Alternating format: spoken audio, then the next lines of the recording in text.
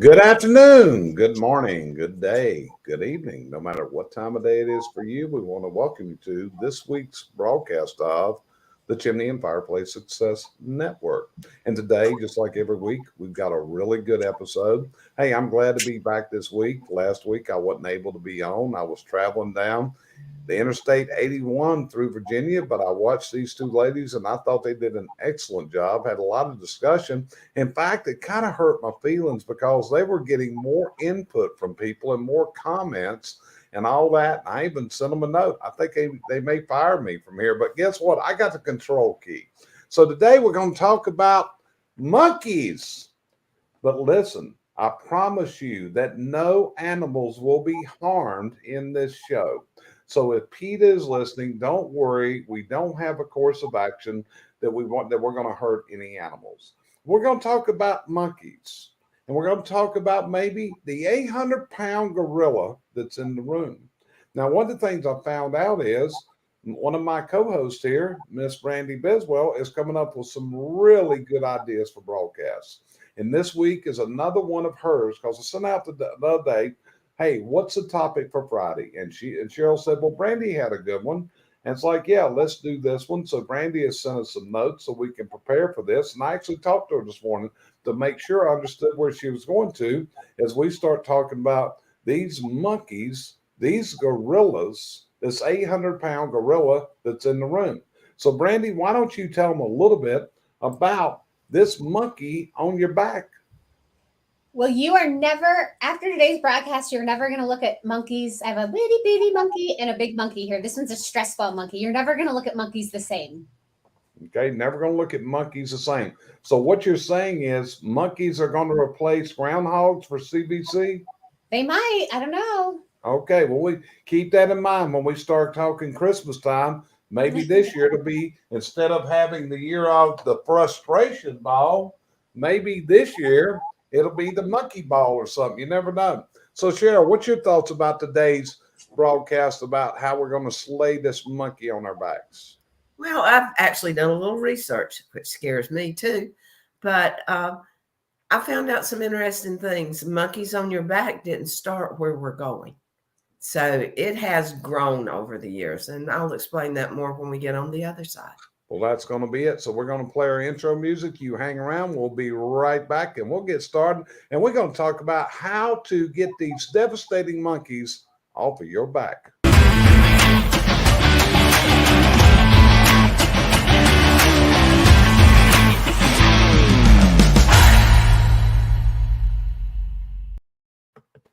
So I want to welcome you back with us. So Brandy, this is your show today. You're the one with this concept. And you told me something last week, and I'm going to hold you to that it often feels like I'm interviewing you. Okay. And that ain't going to happen today. Oh, no. Okay. So, and you also said I could take one word and talk for 1 hour. So Now, see, I that's was true. listening to y'all last week. Okay. So let's tell them about this 800-pound gorilla in the room, this monkey on their back. Just what in the world are you talking about before we start destroying this part of the animal kingdom? Yeah. So back in 1974, there was an article written in the Harvard Business Review called The Monkey on the Back. Who's got the monkey? And it has been one of two of their most reprinted articles ever. Stephen Covey has come in and made comments on it. And basically, monkeys are problems. You want to think of the monkeys as problems. So like I've got this whole little jar of monkeys, all little monkey problems, this big gorilla monkey. And the premise, if we could just sum it up in one little short paragraph, is that we don't want employees or anyone for that matter, even in personal life, to bring us their monkeys. We have enough of our own monkeys. And if they do bring us their monkey, they better bring us a solution as well. But the problem we run into, especially as business owners, is everybody's bringing us their monkeys because we are good problem solvers. And so they're not bringing solutions. They're just bringing us their monkeys and dropping their monkeys in our lap. And then we're feeding their monkeys. And so we're making their problems our problem and solving their problems for them. Going back to last week, Cheryl and I talked a lot about intrinsic and extrinsic motivation. This is where the intrinsic motivated person comes in really handy because they don't want to bring you their monkey. They want to solve their monkey on their own and then tell you about it. Got you covered. So, Cheryl, what kind of research did you do about this monkey on your back syndrome that so many people go through that are managers? Well, now you and I were talking the other day, and I said, when I grew up, it was passing the ball, passing, and that's what we called it. So the passing the monkey didn't register with me, so I started digging into it more. And the way monkeys on your back started, it referred more to physical things like depression, alcoholism, drug addictions, monkeys, things that you, if you could get rid of them, it took years and years and a lot of concentration. It wasn't like just dropping a problem.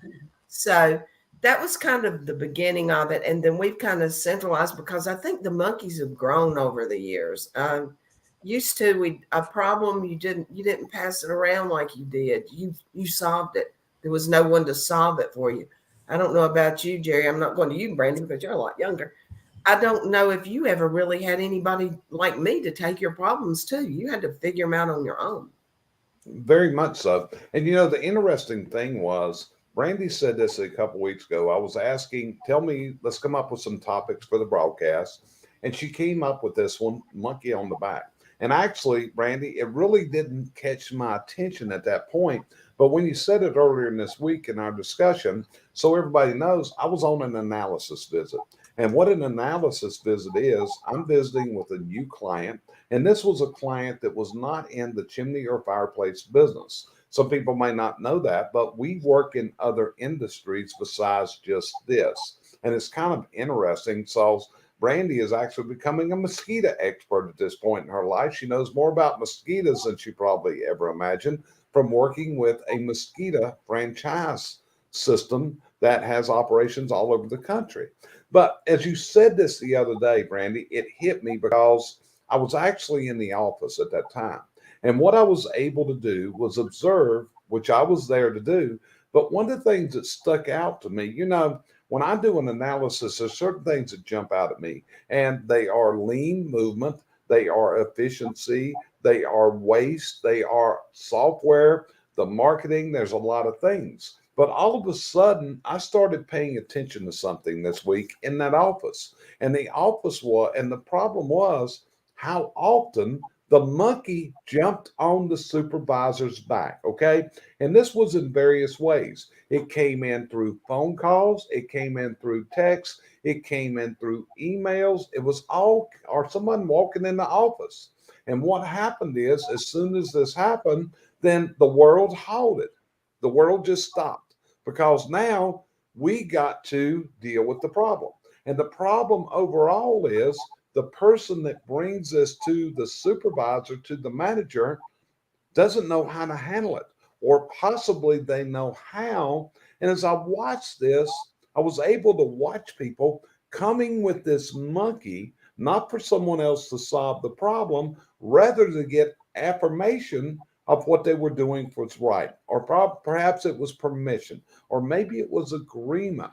And it even caused me to ask the question of the employees, does your boss or bosses, do they get upset when things go wrong? Does stuff start going downhill? Is there screaming, yelling, stuff thrown at the wall? And found out it wasn't.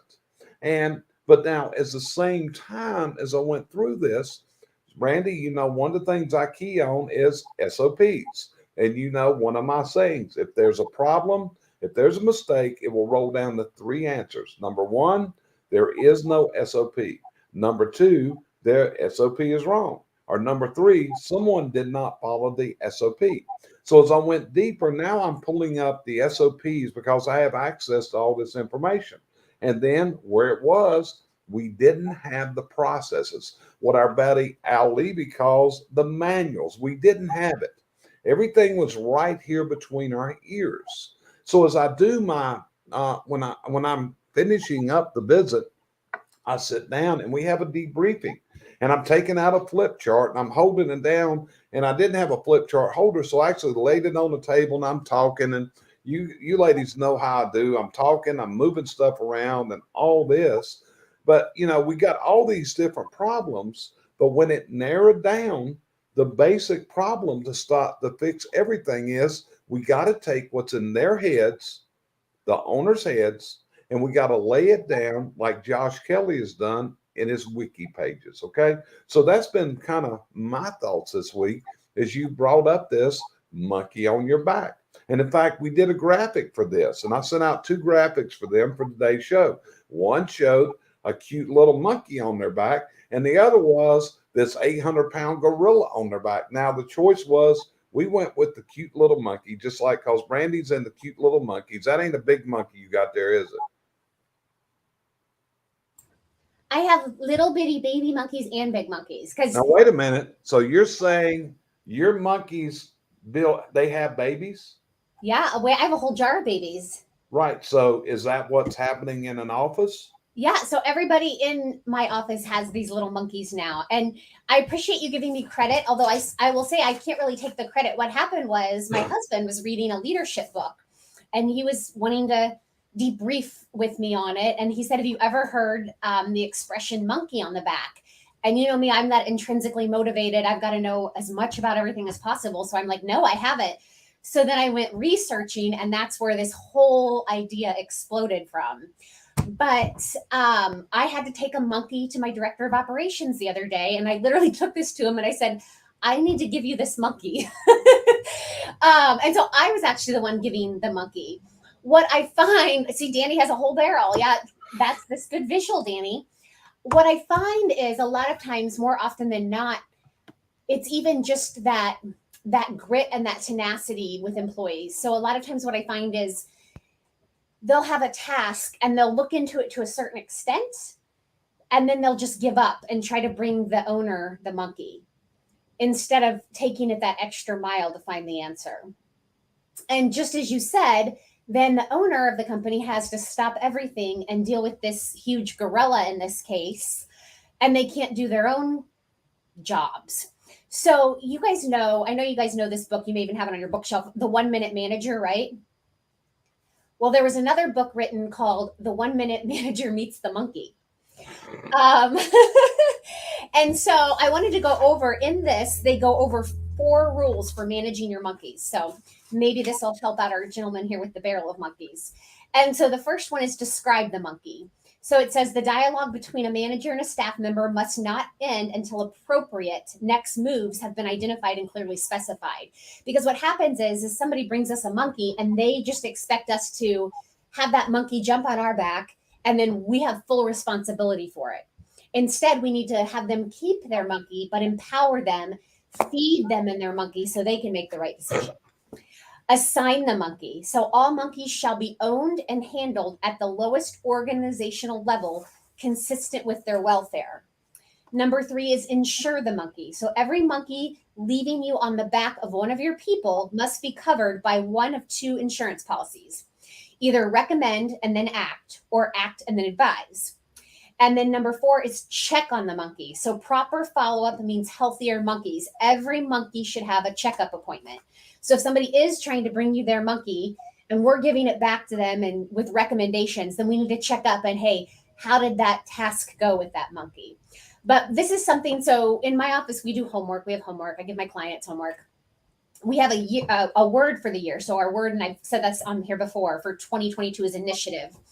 And then this month we've been discussing monkeys. And so we've had various articles we've been reading at our weekly meeting.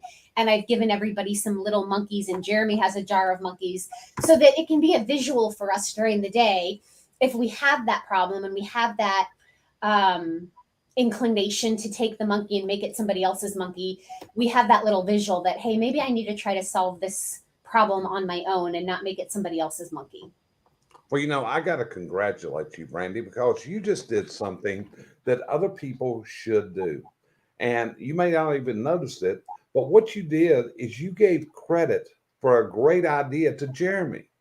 And it's all the time I'm hearing this. Well, the point system that so-and-so shared. And I'm thinking, wait a minute. That wasn't his idea. That was Brandy's idea. She's the one that rolled out, just like, you rolled out the PIP and the other things. But what you just did, You gave credit to the person who actually inspired you, which is exactly what I'm trying to do. But I got one question for you. That monkey's neck looks really limber. Just what have you done to that poor little monkey there? I squeeze this monkey so hard. I'm bad with stress balls. Funny side story. I was actually on a call with a client one day, and I had a different stress ball, and I was squeezing it, and she's telling me a story, and I'm like twisting it. In the middle of the Zoom call, it burst open, and it was filled with like a glue substance, and it goes everywhere. And luckily, this is a longtime client, and so she was very understanding because I had to end the call and clean up this mess. But yes, no, I hate when people like take credit for others' ideas. And so I definitely would not want to take credit for Jeremy being the one that inspired that idea. I laugh. It's so funny because Cheryl and I talked about last week, we just graduated our first group coaching here in CBC. They went through a year long. We're getting ready to graduate a second one in July. And now it's funny because all of a sudden other people in the industry are doing group coaching. And so I laugh. I was telling Jeremy when we were talking about the monkeys and just different things. And I have an idea I'll be rolling out later. And I said, let's take bets on how long it takes someone to copy that in the industry. So I guess flattery, what is that saying about? They say it's flat, they say copying you is the highest, most sincere form of flattery. But I know Randy takes it kind of personal, just we all do. We try to roll a lot of good ideas out. And for somehow or another, the history of so many things just get changed. It's like, I wonder one day if they're going to say Lincoln was the president when our country was founded instead of Washington. Probably. They try to change the history and all that stuff. But I just didn't notice that monkey looks like he is living a pretty rough life there. Yeah, like his poor little belly's like wearing off because I've squeezed him so much. So you've squeezed him so much. So Cheryl, what's your thoughts on the monkey, the gorilla, the 800-pound gorilla? Where do you see the solution is? Because be honest with you, right before we came on air, I asked both of them, how much time are you spending in your businesses today? Which in Cheryl's case is IBD Outdoor Rooms. In Brandy's case, it's Flues Brothers. They both work in offices, and Cheryl owns 100% of IBD. That's her business. I don't go there. I got nothing to do with it. They don't want my input. I mean, I'm out the door. I've been run out of that place. But as we looked at this, they've taken the monkeys off of their backs over the last few years. It was like Brandy. We told Brandy she had to get a monkey off of her back, which was all these little details. And we told them, so both of those ladies, they have personal assistants. And that's where they shift that. I'm going to call it the minutia work. Cheryl, that's a word you use a lot, but that's simple, that little detail stuff that you just don't have time to do. But this is what you got to train your people to do. So Cheryl, what's your thoughts? I just wanted to pass that along, how the two of you have taken the monkeys off of your back and put them squarely in the people that you delegate these jobs to. Well, I did it, but and just like Brandy, I'm going to throw her under the bus here. We both took our good for willing time to do it. We had to get to the point of doing it. And to be honest, I hired my personal assistant to go get me a doorknob. Now that's how small my monkey was, but it was for me, it was an 800-pound monkey because it was an important doorknob that I had to lock.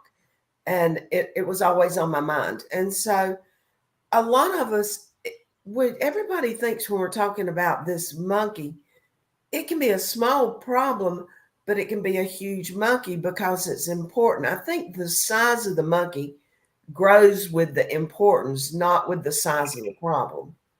And so, we've both got personal assistants. Some days I think I need another one, but it's just people let people walk on them.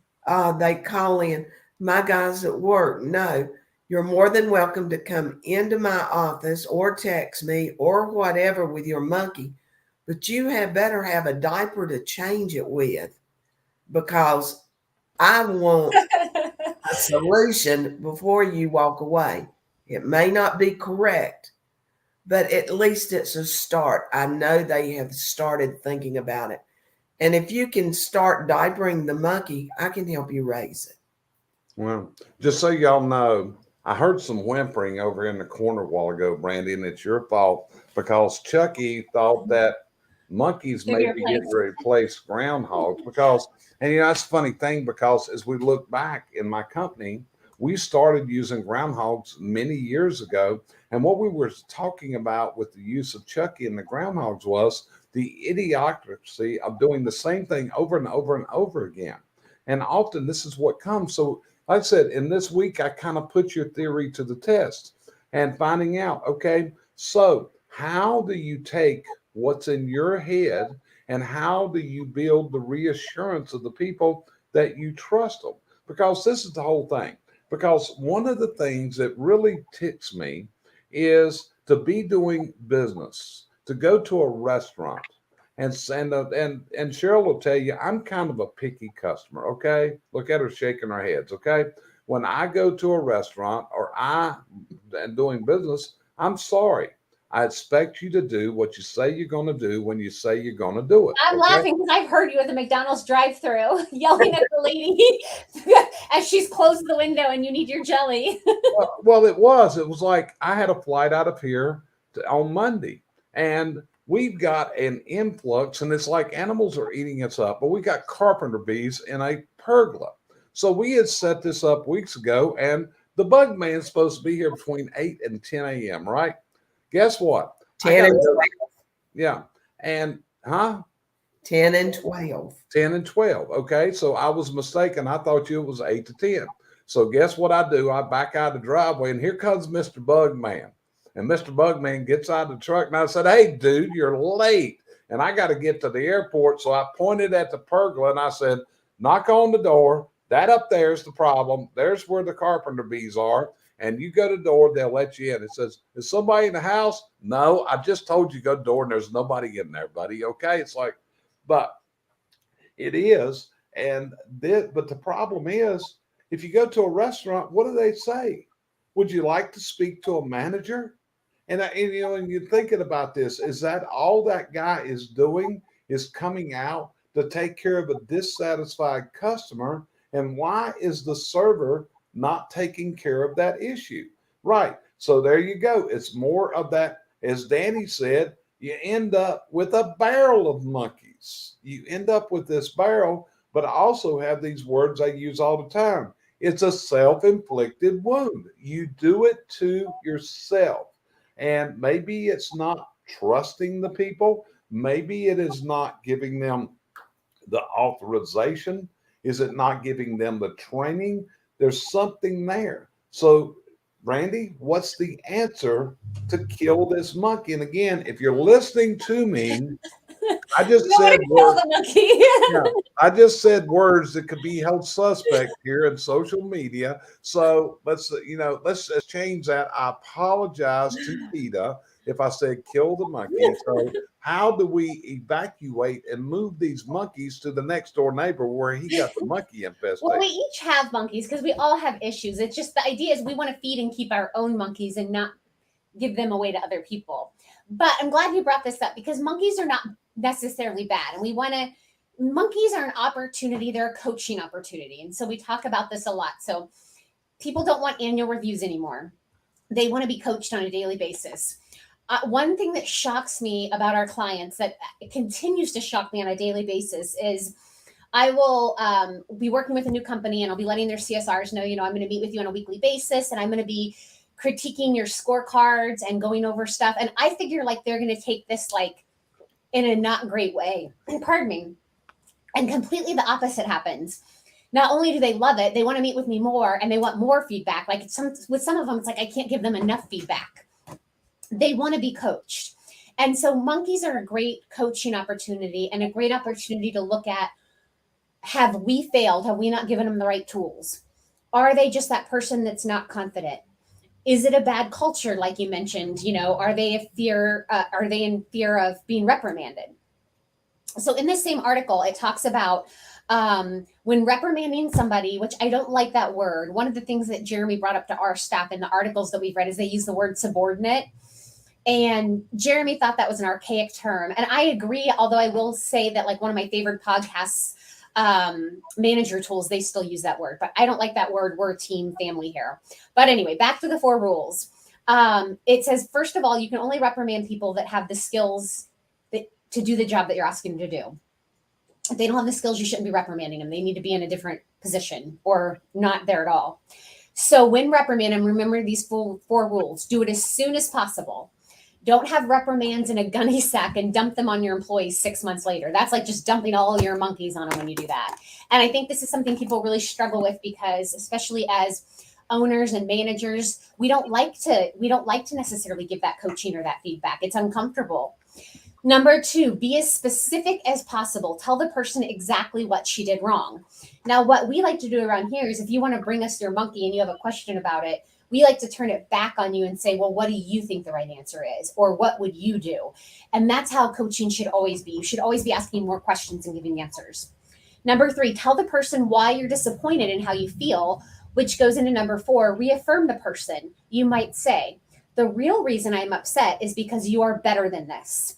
I want to see you back here tomorrow morning at 9 a.m. and I want to see the kind of work that I know you can do. You're saying you're okay as a person, but the way you handle this monkey is inappropriate. So monkeys are a great coaching tool. So what I just heard you say is you gave them positive reinforcement. You told them how they could actually do this, how great they were, that they are better than this. But I also heard you say that you got to make sure that the person you're telling it to actually has the capabilities to do this job. You know, it's like, can't hold somebody accountable if they haven't been trained in how to do it properly. And again, that's one of the problems. I often tell people, how much information do you think is between your brain, between your ears? And when you look at it, it's volumes and volumes of information that we don't have down using the Jerry SOP or the Hal Levy system of manuals. It's all about, you've got to give them the tools to do the job. So Cheryl, your turn. What's your thoughts at this point? Well, we all tend to react. I think that's the biggest problem most of us as leaders have. We react before we think a lot of times. And like you say, we jump somebody because we think they ought to have done it. We're doing the assume word, which we all know what assume means. And so when once you sit down and talk with these people, you begin to figure out they knew a good chunk of it, but they didn't know enough to complete their monkey. So that's where we as leaders have to come in. We don't need to take the monkey. We need to help them feed it. And that comes within the training. That's why we like we use the platform so much. That's why we have training classes. All of us work in training classes. We do it because we want people to know. And we always talk about that spark in their eye. That's when their monkey's gone. And I wish people would realize that you don't just completely get rid of the monkey. It's still sitting on the desk, ready to rise up anytime again if you don't pay attention. And that's what I like about our SWAT meeting process. And I've got 2 of them coming up this week. I've got one on Tuesday, one on Wednesday. And this is something we strive that everybody do. And we think it's one of the best tools there is, because what happens in the SWAT is we get the input of our people. And when we start getting this input, what we're going to find out is what's the overall problem. Such as if I ask Brandy, what's the number one issue that we always come up with in a SWAT meeting? The big C word, The communication. It is. Cheryl, do you see that just comes up over and over and over, where it is a lack of the communication of not saying what needs to be said? It is. And we started talking about that after about the second meeting as being a repetitive. And you assumed that it was because of the 2 meetings. But as we moved to the 3rd one and the 4th one, and then as you came out of one the other week and you were talking about anxiety being the same. But to me, communication relieves anxiety as a rule. So even after what you told me, I still think communication is 95% of the problems in every business.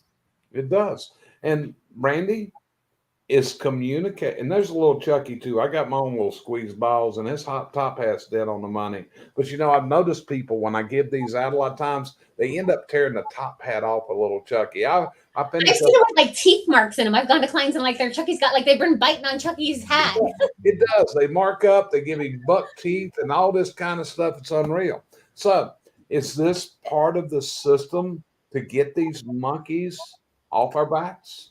Absolutely. I mean, at the end of the day, and we talk about this all the time, it falls on us. At the end of the day, it falls on us as leaders.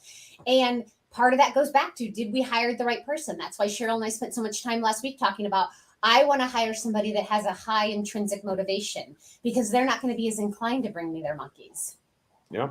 So let me ask you this. I'm going to draw on your medical background. Okay. You're a registered nurse. You're not a doctor. But again, I'm going to ask the question. If you had a heart monitor on a person, I mean, and it was sitting there all day long at their job, and this case comes up and the person gets excited, what's happening to their heart readings at this point? It's going tachycardic, so their heart rate is increasing. Hey, wait a minute. You're going to have to explain what heart rate increasing. Tachycardic just means their heart rate's increasing. Okay, you have to remember you're dealing with a dumb Southern boy here. Well, and if we were monitoring their blood pressure's growing up. Excuse me, I can't talk. Going up. We could measure so many different metrics in the body that are just rising due to their stress level rising. Right. So one thing here, some people assume that stress keeps us young, but stress puts so much on your heart and your other parts of your body that it's not particularly keeping you young. It is eating away at the inside, and you strive in a different way. But I've seen stress kill so many people. And if you're diabetic, for example, stress will drive your blood pressure up, your blood sugar up. I just wanted to throw that out there. I figured you did. Okay. I appreciate you that for all you people that have that affiliation, Brandy puts that out for the benefit here. Not only we're killing monkeys, but we're making points today at certain people. Okay. Just so you know, how can let me get a knife out and see if I can stick it in myself for a while. That's what you get for being away a week. That's it. See, I get away, I lose control of this. So Brandy, could this monkey that we go, so you're telling me the blood pressure is going up, my anxiety level is rising, your cortisol levels are going up. Okay, so can this lead to stroke and just pop in your brain?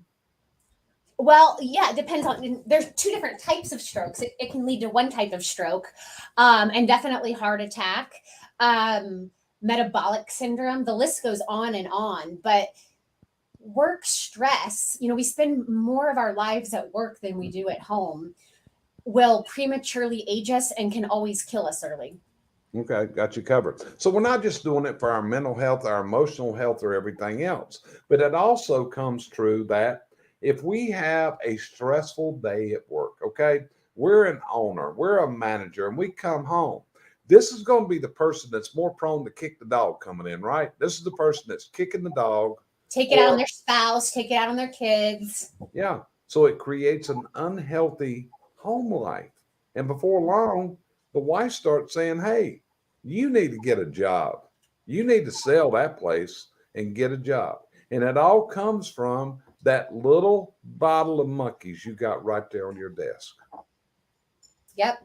That's why I recommend pets in the workplace. Mine's sitting over here, if you could see her on the couch sleeping, like she has nothing better to do. But there's actual research on dogs, especially in the workplace. And you can actually know who's stressed by who the dog goes to. I watch my technicians in the morning meeting, and I know who's had problems at home that morning by who the dog goes to, because the dogs pick up on that. And then just the act of petting the dog actually lowers your blood pressure and your heart rate.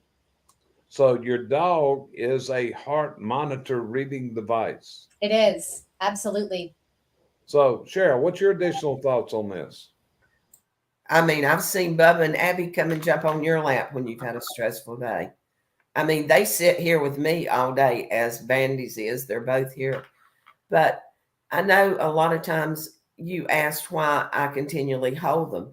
Believe it or not, I do it as much for myself as I do for them. But anything you can do to work on your monkey, and I call stress a monkey. I mean, that was in the beginning, stress, like I brought up years ago, it would have been stress, or anything would have been your monkey that you can't get off your back. So we've got our work monkeys, we've got our other monkeys, but I want to put out there that a lot of times those health monkeys are the biggest ones that you really have to watch after.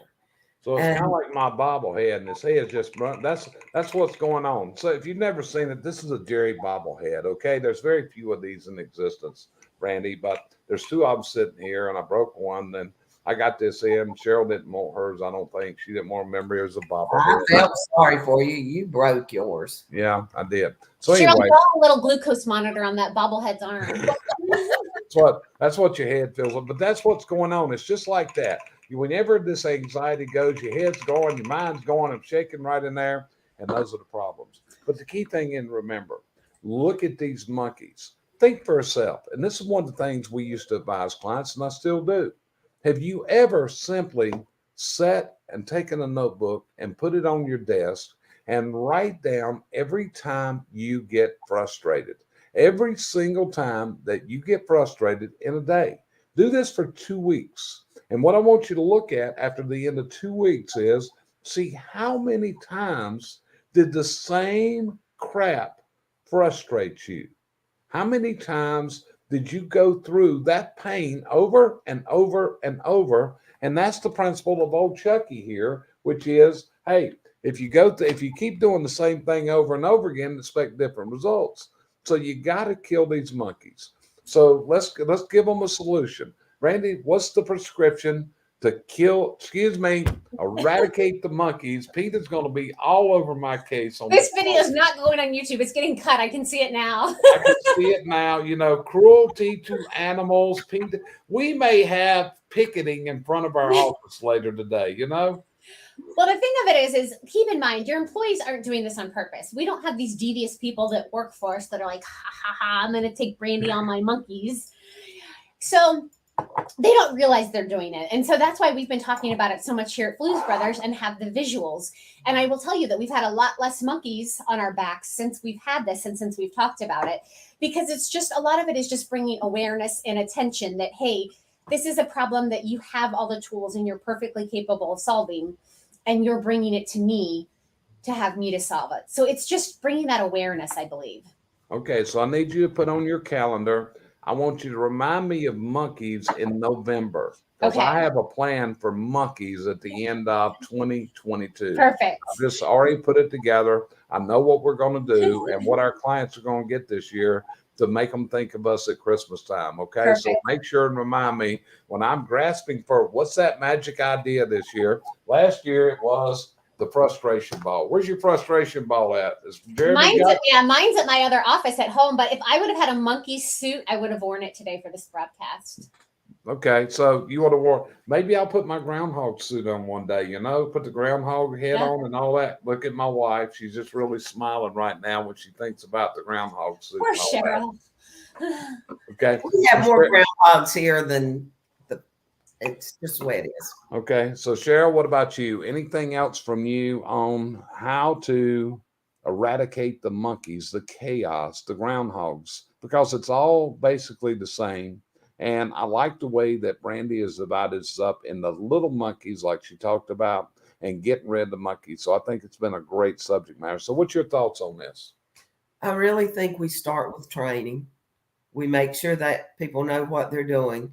Then the awareness of what's going on around them, the communication factor between the leaders and the monkey carriers, for lack of a better word, and try to not jump out so quick. Look at what someone else might be carrying. I sometimes think, and this probably comes from a lot of the Ziegler things of training, we are so aware a lot of times that what we have inside that we don't see what other people are dealing with. And so see what their monkeys are. Don't take them, but see what they are and see if you can give them an idea. Yeah. And one thing that I'm gonna add into this, and this is maybe this will be a magic moment for you. But I can remember one time that I was doing a seminar, and it was probably in the 1990s, and Tom Urban and I, we were doing this together, and Cheryl just rolled her head back there because, you know, I don't know if she's thinking of what I'm getting ready to talk about or what. So anyway, a guy is in the class, and he raised his hand. He said, Jerry, I got a problem with what you're telling me. And I said, what's your problem? He said, you're telling me stuff that happened before I was born. And this was a magic moment for me. It actually changed my entire approach to training because what I figured out was I was able to learn so much about the industry I worked in little bitty pieces as it happened. And now what we're trying to do today is we're trying to force feed more, and we're trying to pour it into a funnel into our employees' brains. And basically, the human mind cannot process this. It is a hardware overload, okay? Just like a computer. A computer is a file cabinet, from what my wife has explained to me. It's just a big dumb box that if you hit the right key, you can get the information. So what we expect our people to do is know these things. So I think it's like Cheryl said, it's all about the training. It's all about giving them the manuals, the SOPs, the tools to do it, and also trusting them and giving them the authority to take care. Hey, I caught that K word. Giving them the authority to handle the monkeys, When you look at it, there's a major hotel in this country, and every employee there has a $2,000 budget a day to satisfy the customer complaint, the customer issues. So what you got to do is put this together. So anyway, as we end today's broadcast, Cheryl, anything you would add about today, except we're going to fire Jerry. He ain't going to be back next week. It's just going to be me and Brandy from here out. Is there anything you would add into this show? Well, you can cut this out if you so please. You and Jonathan can have fun with it. But no, I was thinking of a time when Ken Robinson put your head on top of a monkey body. And we were showing it on the screen behind you when you were trying to teach. You were the 800-pound gorilla in the room. That's where I thought you were headed. So, Brandy, you see how they talk about me? So, Brandy, what about you? Any parting thoughts before we end today's show? I guess just if you are a business owner or manager of a company and you're watching this and you feel like you have too many of your own monkeys that you need help with, reach out to us, because that is what we do at CBC. We help you figure out how to get those monkeys off your back. That's it. And so you'll know, we have various ways of doing that. Number one, if you'd like to contact any one of us, you can see our email addresses on the screen and just have a conversation. All you got to do is email us. We'll have that conversation. I had one earlier this week. Share what your frustrations are. Maybe we'll have solutions for you. Okay. But then from that point, we work with businesses and more than just the chimney and fireplace industry. We work with all types of home service business. Like I said, this week I spent 2 days doing an analysis for a plumbing and heating company in the Northeast. Brandy does people, and I do them outside of this industry. We've done it. I've done it with restoration companies, other type of companies over the years. So the type of service that you do or the products you sell are really immaterial. It is because business is business. I can guarantee you, Brandy, when you look at the various offices you work in, even though they may have different services, different products, and even in different geographic locations, the same problems exist everywhere, don't they? Same problems and same solutions. That's it. It's same problems, same solutions. So we do this from both a one-on-one coaching relationship, if that's what you would like to go into, or we do it with a group setting where we have group coaching set up that you can join one of our coaching groups, and we have various call systems set with that could be something that can help you out. Because what we want to do is we want to help you eradicate that chaos in your business. In other words, we want to take out that barrel of monkeys sitting around there. We want to help you get rid of that 800-pound gorilla in the room. Go ahead, Brandy. I just want to put in one other little plug while we're plugging away. And I'll give the credit to Tom Hunkel, who is the current NCSG president. He realized within our industry that we focus so much on the text. And I know this is a huge frustration of all the office people I work with. And so he has brought to the convention, the Chimney Expo happening in King of Prussia in August, a 2-day CSR class that I will be teaching. It's actually a workshop. It's not even a class. It's a workshop. And so CVC, we are reaching out. We're not charging them for this. We're doing this for them because we realize that this is something that the industry needs. And I'm just so grateful to Tom for taking that initiative to bring that class. That's right. And Brandy, let's share this. This will be a size limited class. I was actually talking to Tom earlier today.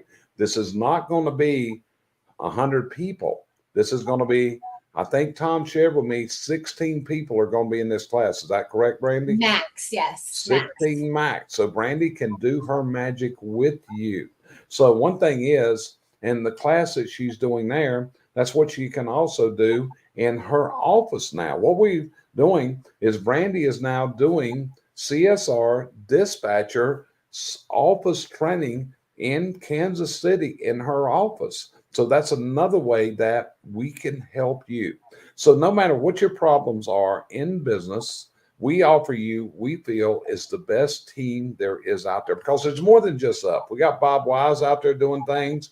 We got Steve Hall working in finances. We got a lot of our network things. We got a partnership with Al Levy. We got other people that we do network with extensively. So if you want to eradicate your chaos, you want to throw them monkeys out, you want to get the monkey off of your back, just like I got Chuck here, throw him away, put him over there in the corner.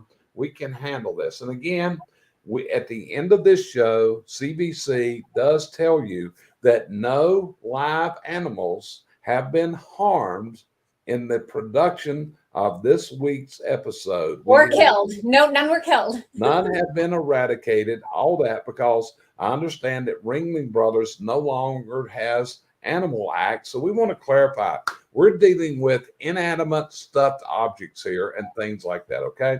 So anyway, we appreciate you joining us this week and every week. And we'll see you again next Friday on the next episode of the Chimney and Fireplace Success Network. Just watch for our promos coming out. And we do appreciate you joining us this week as every week, because this just helps us fulfill our mission to you, the business owners and home service